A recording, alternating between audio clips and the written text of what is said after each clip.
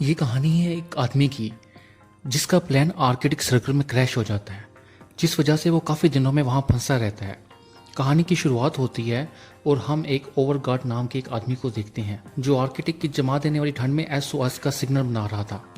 दरअसल कई दिनों पहले उसका प्लान यहाँ क्रैश हो गया था और वो मदद लेने की उम्मीद में अपने प्लान में ही रह रहा था। वो अपनी बेस से बहुत दूर था और ना ही किसी से कॉन्टैक्ट कर सकता था।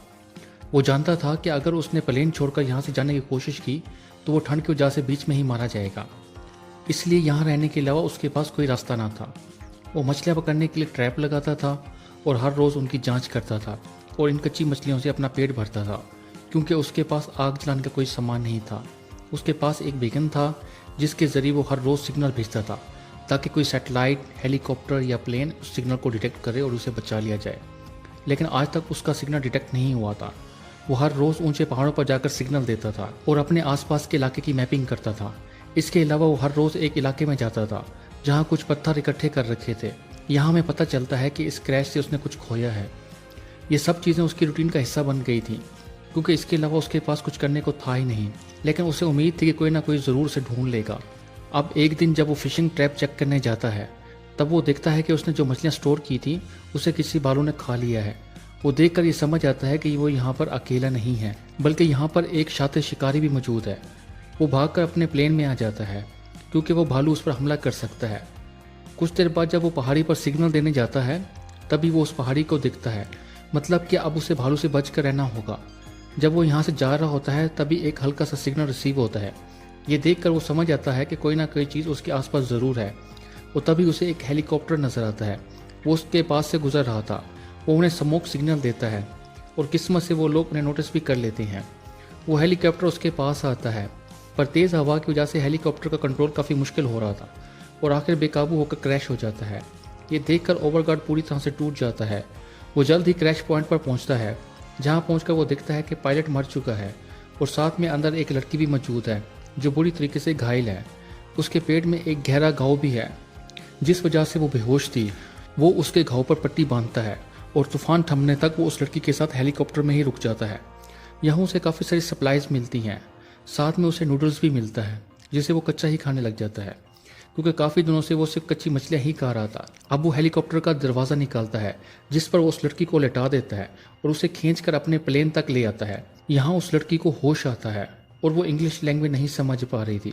बस वो ओवरगार्ड का हाथ दबाकर इशारा करती है कि वो ठीक है। यहाँ वो पायलट के बारे में पूछती है, जिस पर ओवरगार्ड कहता है कि वो पायलट मर चुका है। इतना सुनते ही वो फिर से बेहोश हो जाती है।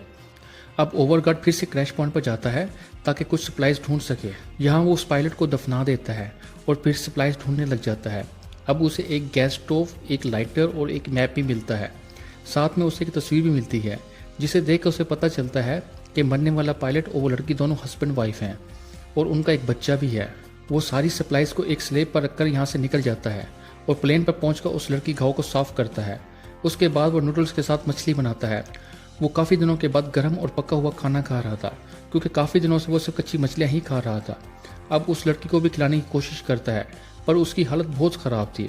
उस मैप के जरिए उसे पता चलता है कि वो इस वक्त कहाँ पर है। साथ साथ उसे आसपास के रेस्क्यू पॉइंट का भी पता चलता है जहाँ से उसे मदद मिल सकती है। ऐसे ही इंतज़ार करते हुए काफ़ी दिन गुजर जाते हैं, लेकिन उस लड़की तक पहुँचने में काफ़ी दिनों का टाइम लगने वाला था। वो उस लड़की को स्लेब पर लेटा देता है और अपनी ज़रूरत का सारा सामान अपने साथ ले लेता है। अब वो आर्कटिक सर्कल को मापने जा रहा था, जहाँ दूर दूर तक सिर्फ बर्फ़ ही बर्फ़ थी, और वो उस मैप के सहारे आगे बढ़ रहा था। जहाँ रात होती वहीं कैंप लगाकर सो जाता। वो उस लड़की का बहुत ख्याल रखता था। वो उसे पानी पिलाता था, उसे खाना खिलाता था और उस लड़की को हमेशा मोटिवेट करता रहता था। सुबह होते ही वो अपने सफ़र पर निकल पड़ता था। अब आगे जाकर उसके रास्ते में एक पहाड़ी आती है जिसे देखकर उसका दिमाग ख़राब हो जाता है, क्योंकि वो पहाड़ी मैप में थी ही नहीं। तब उसे लगता है कि वो गलत रास्ते पर है, और जब वो उस पहाड़ी पर चढ़कर देखता है तब उसे पता चलता है कि आगे रास्ता साफ है और वो सही रास्ते पर है। अब सबसे पहले वो अपना सामान ऊपर पहुंचाता है। अब फिर उस स्लेब को खींचता है जिस पर लड़की थी, लेकिन इसमें उसकी हिम्मत जवाब दे जाती है, क्योंकि वजन ज़्यादा होने की वजह से वो बार बार स्लिप होकर नीचे आ रही थी। अब वो मैप में एक और रास्ता ढूंढता है। वो काफ़ी लंबा था और उसमें 5 दिन का टाइम लगने वाला था, जबकि इस रास्ते से वो सिर्फ 2 घंटों में ही पहुंच जाता। और अब वो लंबे रास्ते से ही जाएगा, क्योंकि इसके अलावा उसके पास कोई रास्ता नहीं था। ऊपर से अब लड़की की हालत भी ख़राब होती जा रही थी। अगर उसे टाइम पर इलाज नहीं मिला तो उसकी जान भी जा सकती है। और ये बात ओवरगार्ड को सता रही थी। रात को वो एक गार में रुकता है। जब वो मछली पका रहा था तभी वहाँ पर एक भालू आ जाता है जो गार में घुसने की कोशिश करता है, लेकिन ओवरगार्ड किसी तरह उसे भगा देता है। सुबह होते ही वो वहाँ से निकल जाता है।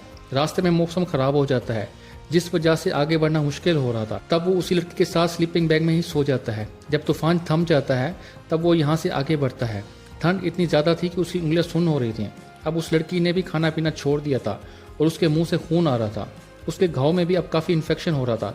ये देखकर ओवरगार्ड को लगता है कि अब वो लड़की मर चुकी है या मौत के बहुत करीब है, इसलिए वो उसे छोड़कर चला जाता है क्योंकि वो जानता है कि वो उसे बचा नहीं सकता।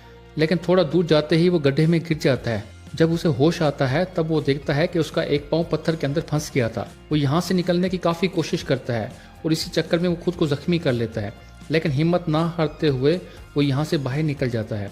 उसके पैर में काफ़ी चोटें आई थी। वो वापस उस लड़की के पास जाता है जहाँ पर वो देखता है कि वो लड़की अभी भी जिंदा है। ये देखकर उसे बहुत पछतावा होता है कि उसने वहाँ पे अकेला छोड़ दिया था।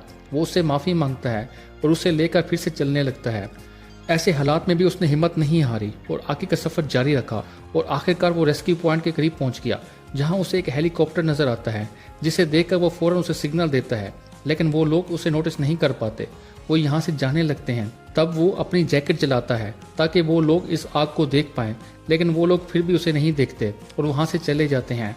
तब ओवरगार्ड उस लड़की के पास ही लेट जाता है और अपनी किस्मत को मान लेता है, लेकिन तभी वहाँ पे हेलीकॉप्टर आ जाता है और उन दोनों को बचा लिया जाता है। इसके साथ ही ये मूवी यहाँ पे एंड हो जाती है।